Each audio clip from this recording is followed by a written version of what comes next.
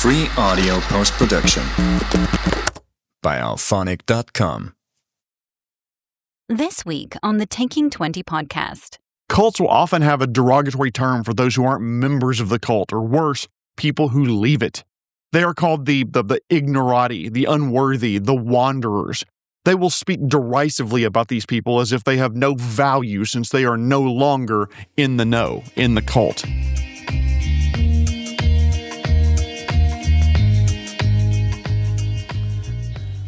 Thank you so much for listening to the Taking 20 podcast, episode 282, an episode sponsored by user Grumpy Geek, giving GMs some tips for using cults as antagonists.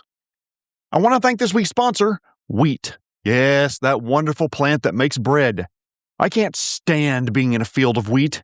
It turns out that wheat gives me a migraine. If you like this podcast, please follow, like, subscribe, and take a few seconds to comment on an episode.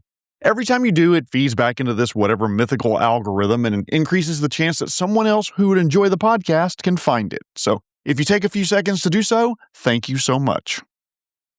This episode comes courtesy of Grumpy Geek on my Ko-fi, ko-fi.com/taking20podcast.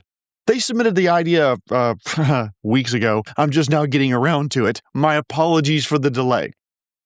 Your game, it's been going for a while. The PCs have been on the trail of a string of mysterious disappearances and murders.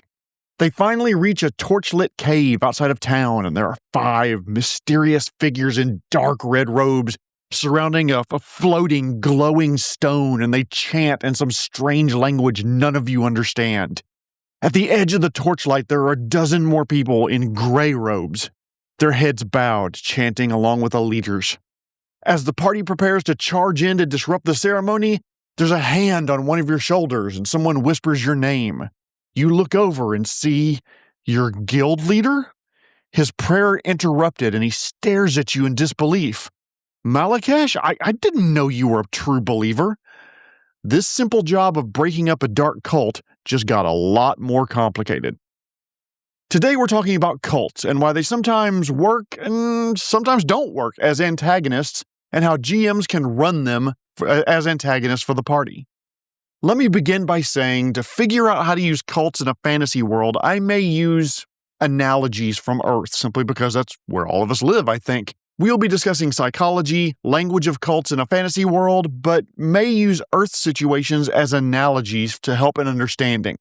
Cults, especially high-control cults, have caused very real harm to people in the past and present.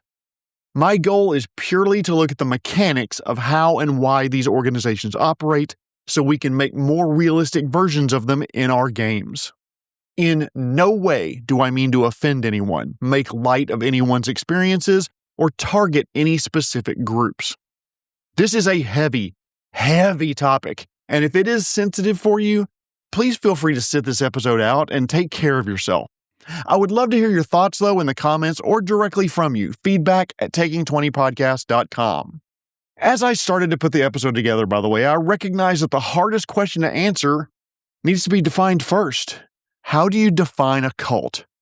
It's a trap to say that cults are easy to define in a fantasy world, because in most fantasy RPGs, the gods are demonstrably real. They take active roles of the world. They have temples with regular, widely understood displays of power. They hand out spells to certain worshippers. You can go to the temple and get healing, blessings, curses on your enemy for coins here and there. If there is a deity that grants boons and spells, it can't be a cult, right? Well, not necessarily. In certain areas of the world, worship of evil deities may be considered cultish by the local larger region, the powers that be. So I'm going to paint with a very broad brush here so we can move on. Cults can be whatever you need them to be in your game world. Hell, in a mostly evil world, the worship of a good deity could be considered a cult. The local populace would think it's unusual or weird. Worship as evil deities or something like that, that can't be a defining figure of what a cult is. But cults do have a few things in common. Sure, you live in a town where Sarenrae is the most popular goddess that's worshipped. You might get a visit from the high cleric asking why you left the church. You might get some sideways glances from people still going to that church, but that's probably going to be about it. You could always move away and people may never know, and your leaving would probably soon be forgotten by those in your old hometown. Leaving a cult, though, could result in your being branded a pariah, called an unbeliever or unclean by the local populace, maybe even prevented from purchasing goods and services at the local town. You might lose access to your family or friends or home as you're cast out from those who, quote-unquote, still believe. So a common feature of cults is isolation, sometimes physical, but definitely societal. Cults tend to create an us versus them mentality where outsiders are viewed as threats, corrupt, ignorant, or anathema to the group at large. For simplicity's sake, I'm going to stop there, by the way. Cults as antagonists should be isolationist and make it difficult to leave, maybe even short of death. Those two traits alone give you a wide variety of types of cults that you could run. Are the local populace true believers who will do anything for their beliefs, including die at the hands of the PCs who are trying to interfere? Or are they tragic victims who maybe want to leave the cult but are unable to do so for financial or maybe societal reasons? Or it could be anything in between those two extremes. There are a lot of cults in D&D and Pathfinder, the Cult of the Dragon, worshippers of Rovagug, and countless others, but many times they aren't very satisfying as antagonists for your game. I think the single biggest reason why cults fail, or at least fall flat in our RPGs, is that they have absolutely no reason to exist. If your cult is just a collection of generic bad guys who wake up every morning deciding to be evil for the sake of being evil, your players are going to see right through it. It feels artificial. It feels like a video game mob spawn, not a living part of a world. For example, in Golarion, Rovagug is a creature that wants to consume all of creation, including the gods. A host of gods, good and evil, work together to craft a prison for it, lure it into that prison to be locked away for all of eternity. Where is that prison, by the way? It's at the center of Golarion, the middle of the planet, where the core normally would be. I did an episode on Rovagug, by the way, episode number 150. There'll be a link in the description if you're listening on YouTube, there'll be a card in the corner. Go give that a listen if you really want to know more about the rough beast or the Unmaker. I love Rovagug. Why in the hell, though, would anyone want to worship a monster that wants to destroy everything? What's to be gained? Without an understanding of the cult, then the cult falls flat, empty, feels like it's just there as a convenient foil to the PCs. To fix this, your cult needs a purpose. People don't join cults because they want to wear itchy robes and get stabbed by player characters. They join because the cult offers them something the surrounding society does not. Think about the area the cult's operating in. Is it plagued by extreme poverty? The cult might be the only group passing out hot meals, guaranteeing a roof over people's heads. Are the local authorities corrupt and abusive? The cult might offer a sense of justice, community, or physical protection for people that join it.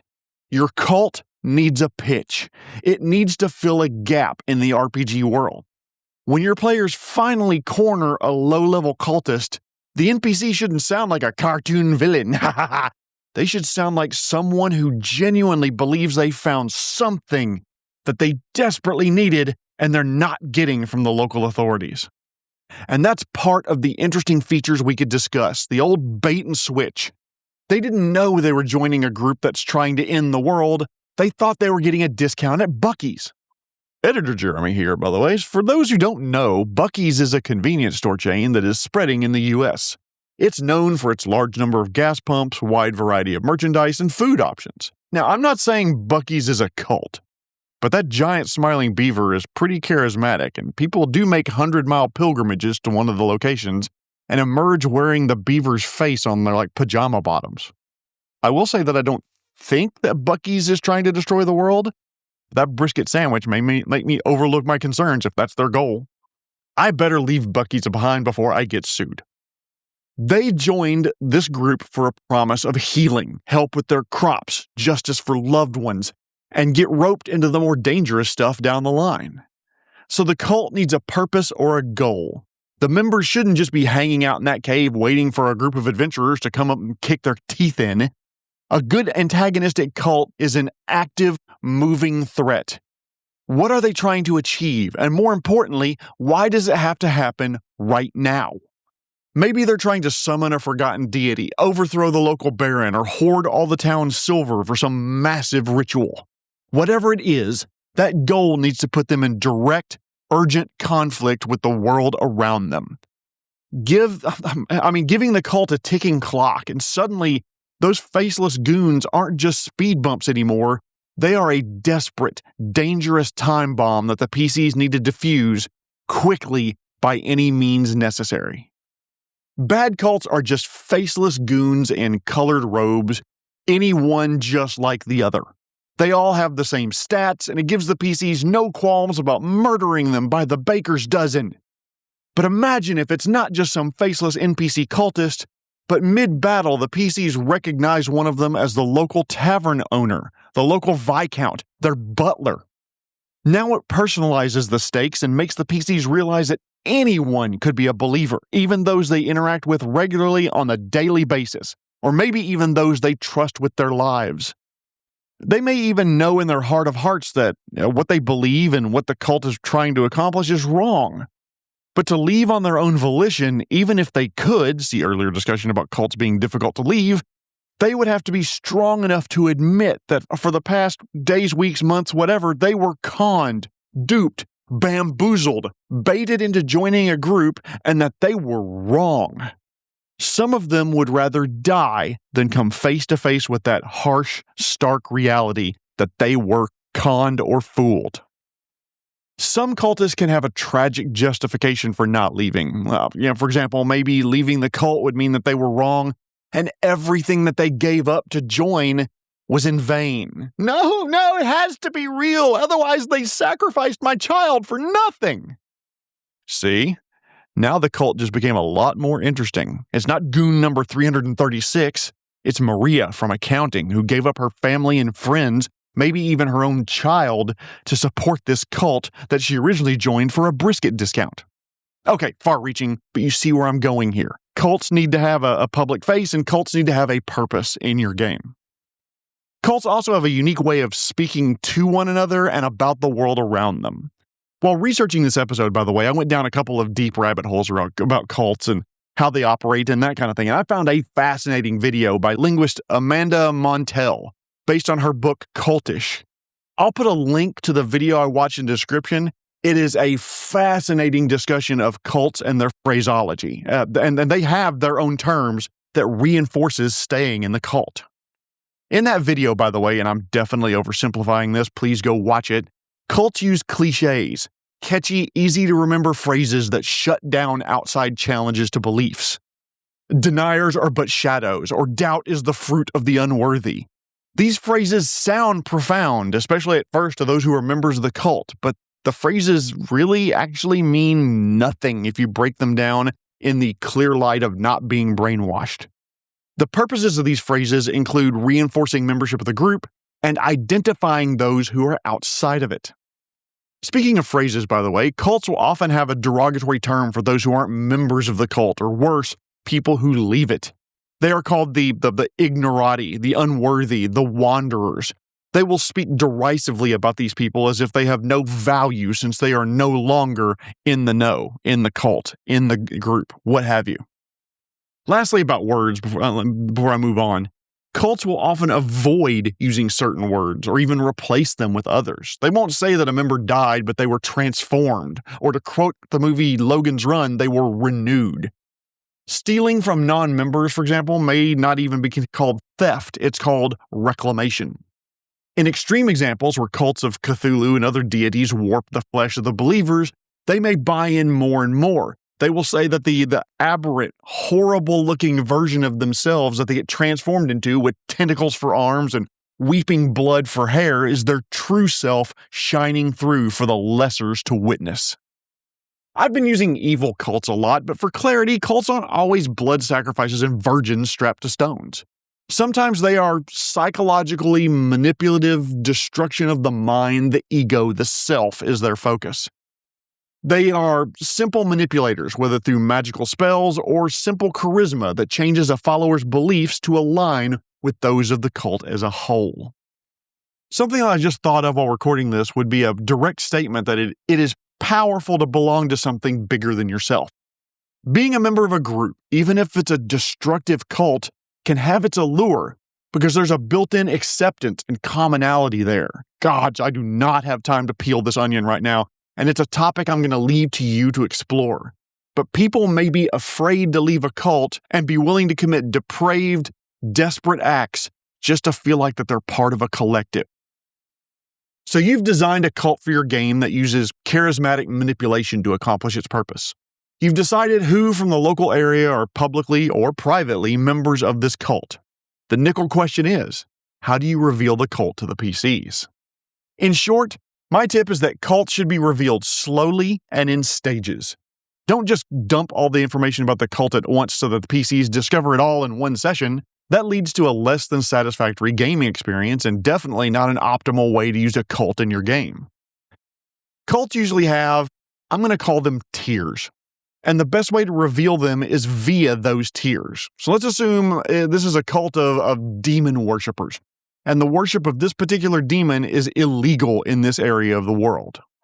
This cult may have a public-facing aspect I'll call Tier 1. The public-facing entity could even be a legitimate company or provide beneficial services similar to the way gangster Al Capone had soup kitchens during the Great Depression. The soup kitchens boosted Capone's reputation. Meanwhile, crimes were being committed behind the scenes, and the kitchens served as potential recruitment centers for his crime organization. This demon-worshipping cult, you know what, let's make it dark, operates an animal shelter in the region of the world that is overrun with pets. Too many pets for the local populace to support. The shelter promises to ship some surplus pets to other areas of the continent where they can be adopted. At least that's the message they give the public. The public utilizes the free service when their pets, whether mundane or magical, have offspring. This charity takes the extra animals off their hands, maybe even pays them for the pets, making the family a little money and allowing the family to reduce the number of mouths they need to feed. In reality, maybe the cult is performing animal sacrifices or something similarly nefarious. The PCs meet Velvet Moon, the proprietress of the Bark House shelter who recruits the PCs to travel to a nearby town to establish connections with the locals to give the shelter another possible place to ship pets to. What's interesting is that the people working at the false front may not even know they're supporting this nefarious organization in the background. They're just trying to accomplish the mission of the company that's the false front. Feeding people, operating thrift stores, taking care of animals, what have you. They even may be blissfully unaware of what's going on. Meanwhile, behind the false front, there's a group of initiates, low-level grunts in the cult who know some of the purposes of the cult, but they aren't in the inner circle. These could be managers like Velvet Moon who knows that the contacts the PC make in the next town will be recruited into the worship of the demon who demands animal sacrifice. This tier 2 of cult members knows maybe some of the nefarious things being done. Maybe they're thugs, maybe they're evil or have committed so much to the cause that to even get this low level, they can't bear the thought of losing what they've given up to join the organization. When revealing this tier to the players, by the way, the goal is to give them maybe just a touch of paranoia. It's great to have someone the PCs know and trust be revealed to be part of the cult at this tier 2 level. The PCs have worked with Velvet Moon for months, saving puppies and kittens and baby gelatinous cubes and whatever. They're being sent to the farm upstate to live out the rest of their lives, right? The puppies, by the way, not the PCs. There's not a farm upstate where the PCs get to run and frolic with their friends all day. Anyway, a tier 2 person may help run that false front and be the perceived leader to the outside world. Behind this tier 2, though, are the true believers. These are the people who know a lot of the nefarious crap going on and they're okay with it. They participate in whatever crimes the cult is perpetrating, whatever is needed.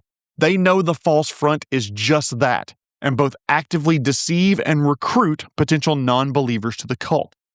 In a pyramid, these Tier 3 believers may even be handlers or leaders over multiple Tier 2 individuals or groups. And then finally, there's the inner circle. Those who benefit the most may even harbor secrets the true believers don't even know about. And they are the most committed to the cult.